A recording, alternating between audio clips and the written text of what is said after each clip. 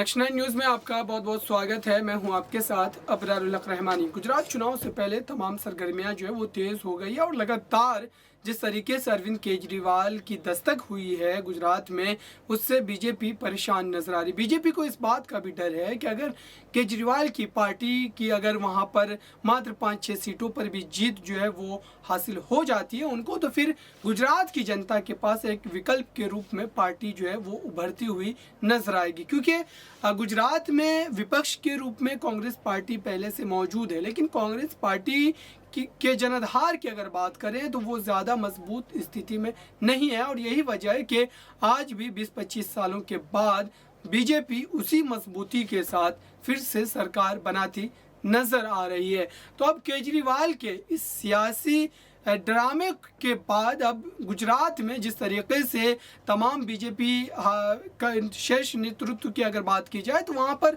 तमाम नेताओं ने एक तरीके से आम आदमी पार्टी पर हमला करना शुरू कर दिया और लगातार कई तरीके की बयानबाजी जो है इस मामले में अभी शुरुआत जो है वो हो चुकी है। और जब जैसे जैसे चुनाव के वक्त नज़दीक आएंगे वैसे वैसे ये सियासी रन जो है वो और गहराता चला जाएगा। इसी खास मुद्दे पर आज विस्तार से बात करेंगे।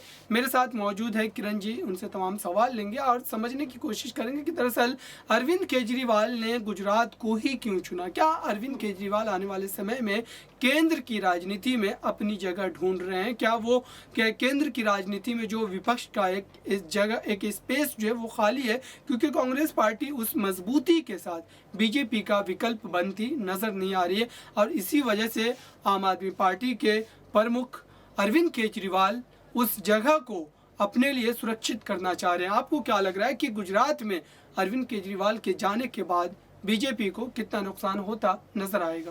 देखिए, सबसे पहले आपने बहुत ही अच्छा सवाल पूछा है कि आम आदमी पार्टी के जो राष्ट्रीय संयोजक है अरविंद केजरीवाल ने गुजरात को ही क्यों चुना। तो देखिए, अरविंद केजरीवाल हर उन जगह को चुन रहे हैं, हर उन राज्य को चुन रहे हैं जहां पर अब कांग्रेस पार्टी का जो जनाधिकार है, जो एग्जिस्टेंस है, माफ कीजिएगा, जो एग्जिस्टेंस है कांग्रेस पार्टी की जहां पर कम होती नजर आ रही है, वहीं पर ही अरविंद केजरीवाल अपनी पकड़ जमाने की कोशिश कर रहे हैं। अगर हम बात करें पंजाब की, तो पंजाब में कांग्रेस का क्या हाल था वो हम सब ने देखा। तो वहां पर भी जो अरविंद केजरीवाल ने अपना मास्टर स्ट्रोक खेलकर वहां पर क्लीन स्वीप किया और अपनी सरकार बना ली।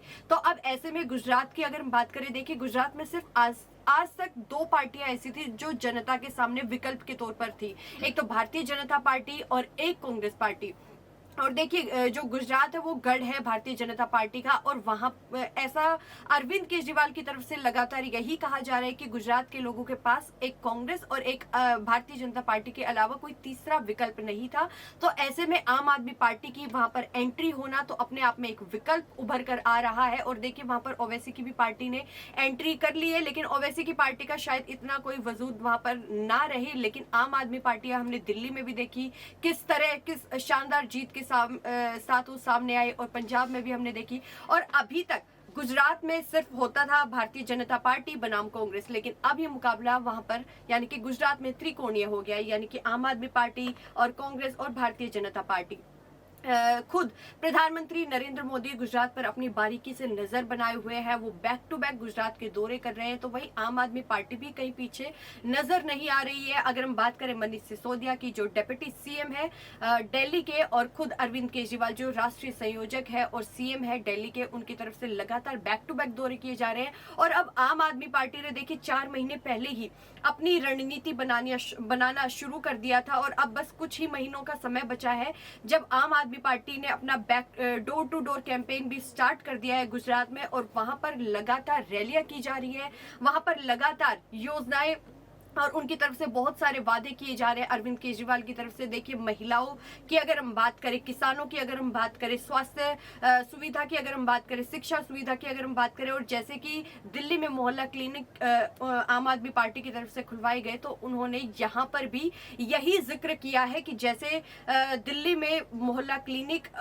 खुलवाए गए तो गुजरात में भी खुलवाए जाएंगे। लेकिन उनकी तरफ से एक बयान और भी दिया गया है, उनकी तरफ से साफ कहा गया है कि दिल्ली मॉडल अलग था, लेकिन गुजरात मॉडल आम आदमी पार्टी का बिल्कुल अलग होगा, और यहाँ पर काम और अच्छे तरीके से होगा, क्योंकि उनको ये लगता है कि भारतीय जनता पार्टी ने वहां पर यानी कि गुजरात में जनता की जो परेशानियां हैं उनको कभी उठाया नहीं। महंगाई को लेकर वो महंगाई को लेकर, भ्रष्टाचार को लेकर वो लगातार भारतीय जनता पार्टी और कांग्रेस पर लगातार निशाना साध रहे हैं और उनका बस यही कहना है कि जो भारतीय जनता पार्टी है वो राजनीति कर रही है और उन्हें सिर्फ सत्ता पर काबिज होना है, इसलिए वो वहां पर इतनी ज्यादा राजनीति कर रही है और लोगों की समस्याओं को सामने नहीं लेके आती है। लोगों की जितनी परेशानियां हैं, समस्याएं हैं, उनका कोई भी सोल्यूशन नहीं होता है। तो ऐसे में आम आदमी पार्टी की तरफ से लगातार ये वादे किए जा रहे हैं गुजरात में कि आम आदमी पार्टी अब गुजरात में एक बार, क्योंकि देखिए खुद अरविंद केजरीवाल की तरफ से ये कहा गया है कि एक बार उन्हें मौका देकर देखिए। अगर हम नगर निकाय चुनाव की बात करें तो नगर निकाय चुनाव, अगर सूरत की बात करें तो वहां पर आम आदमी पार्टी का अच्छा प्रदर्शन रहा, लेकिन अभी ये कहना मुश्किल होगा कि क्या गुजरात में आम आदमी पार्टी भारतीय जनता पार्टी को क्लीन स्वीप कर पाएगी क्या नहीं, क्योंकि देखिए पंजाब में भी एक बार में तो कुछ भी नहीं हुआ था, लेकिन ऐसा है कि अगर यहाँ पर अब आम आदमी पार्टी आती है तो जरूर एक बड़ी चुनौती भारतीय जनता पार्टी के सामने होगी और कांग्रेस के सामने भी होगी। और देखिए भारतीय जनता पार्टी के लिए खोने के लिए सब कुछ है। गुजरात की हम बात कर रहे हैं तो वहां पर भारतीय जनता पार्टी के पास खोने के लिए सब कुछ है, कांग्रेस के पास खोने के लिए कुछ नहीं है लेकिन पाने के लिए सत्ता है। और तो वही सेम बात है आम आदमी पार्टी की, तो वहां पर भी आम आदमी पार्टी के पास खोने के लिए कुछ नहीं है लेकिन पाने के लिए सत्ता है। और उनकी तरफ से यही कहा जा रहा है कि जो अभी तक जो वहां की राजनीति होती थी, जो सिर्फ कांग्रेस और भारतीय जनता पार्टी चला रही थी, अब उससे हटकर मैं आपको एक सवाल और ऐड करना चाहूँगा इसमें कि अगर यहाँ पर आम आदमी पार्टी की जो स्थिति हो तो साफ है, लगातार अरविंद केजरीवाल भी वहाँ पहुँच करके जो है राजनीतिक सभाओं को संबोधित कर रहे हैं, तो ऐसा लग रहा है कि अरविंद केजरीवाल इस मामले में गंभीर है। लेकिन साथ ही कांग्रेस पक्ष की अगर बात की जाए तो कांग्रेस पार्टी भी ये ऐलान कर रही है कि कांग्रेस अपने जो युवा लीडर है जैसे कन्हैया कुमार और जिग्नेश मेवानी, ऐसे तमाम लीडरों को जो है कांग्रेस में प्रचार प्रसार का जिम्मा जो है वो सौंपेगी। तो अगर कन्हैया कुमार की बात की जाए, कन्हैया कुमार फराटेदार एक तरीके से भाषण देने वाले नेता हैं, तेज तर्रार नेता हैं, तो ऐसे में कन्हैया कुमार के इस्तेमाल के बाद कांग्रेस को क्या फ़ायदा मिलता हुआ गुजरात की राजनीति में नजर आएगा?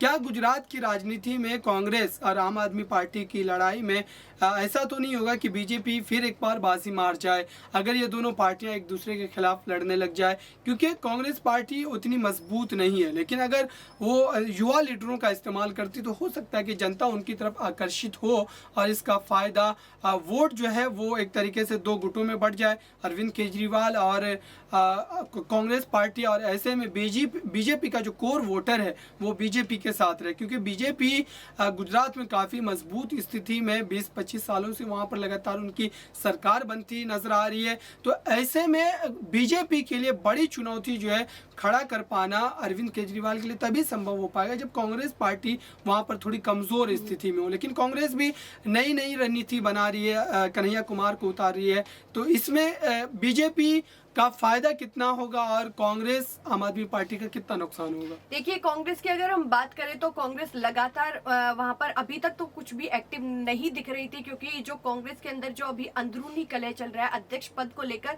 वो अभी जारी है। तो लेकिन देखिए अगर हम गुजरात की बात करें तो आम आदमी पार्टी और भारतीय जनता पार्टी लगातार हमें पिछले 3-4 महीनों से एक्टिव नजर आई है और ऐसे में देखिए कांग्रेस को लगातार बड़े झटके मिलते जा रहे हैं। अगर हम बात करें गुलाम नबी आजाद ने इस्तीफा दे दिया, अगर हम गुजरात की बात करें तो वहां पर भी हार्दिक पटेल ने कांग्रेस का हाथ छोड़ दिया, कांग्रेस का साथ छोड़ दिया। तो ऐसे में लगातार कांग्रेस के सामने बहुत सारी चुनौतियां आ रही है, कांग्रेस को लगातार झटके पे झटके मिलते जा रहे हैं। लेकिन अब ऐसे में देखना ये होगा कि गुजरात में जहां पर भारतीय जनता पार्टी और कांग्रेस के बीच में बड़ा मुकाबला होता था, अगर हम पिछले चुनाव की बात करें तो कांग्रेस की तरफ से बड़ी टक्कर दी गई थी भारतीय जनता पार्टी को, जो 92 सीट चाहिए होती है सत्ता पर काबिज होने के लिए, तो वहां पर भारतीय जनता पार्टी को 99 सीटें मिली थी, तो वहीं कांग्रेस को 80 से भी ज्यादा सीटें मिली थी। तो ऐसे में एक बड़ी टक्कर दी थी कांग्रेस ने। लेकिन अब ऐसे में लग रहा है कि देखिए भारतीय जनता पार्टी को कितना नुकसान होगा नहीं होगा वो आने वाले समय में देखना है। लेकिन अगर हम गुजरात के ग्रामीण इलाकों की बात करें तो वहां पर आम आदमी पार्टी आकर कांग्रेस को एक बड़ी टक्कर जरूर दे सकती है और शायद उसका वोट बैंक वहां से काट भी सकती है। तो आम आदमी पार्टी की यहाँ पर एंट्री खुद भारतीय जनता पार्टी और कांग्रेस के सामने एक बड़ी चुनौती बनकर उभरेगी। बिल्कुल देखने वाली बात ये होगी कि कांग्रेस, आम आदमी पार्टी और बीजेपी में जो भिड़ंत होगी उसमें कौन बाजी मारता नजर आएगा। हालांकि अभी भी पलड़ा जो है वो बीजेपी का भारी है, क्योंकि बीजेपी का एक बड़ा किला कहा जाता है गुजरात को। वहां पर लगातार बीजेपी काफ़ी दशकों से जो है मजबूत स्थिति में। तो फिलहाल देखते हैं कि अरविंद केजरीवाल के इस सियासी एंट्री के बाद बीजेपी के लिए कितनी मुश्किलें खड़ी हो पाती है। इस खास कार्यक्रम में इतना ही। दीजिए मुझे इजाज़त। धन्यवाद।